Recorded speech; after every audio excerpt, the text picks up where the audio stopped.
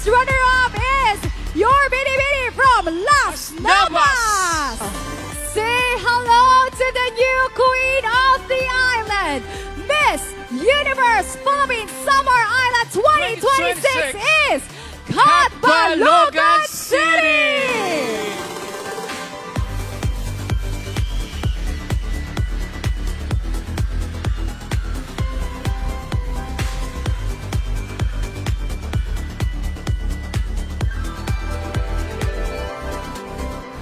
Congratulations to the newly crowned Queen of the Island. May her journey be filled with commitment, with purpose, and with love for her community. We wish her good luck for the upcoming Miss Universe Philippines 2026 competition.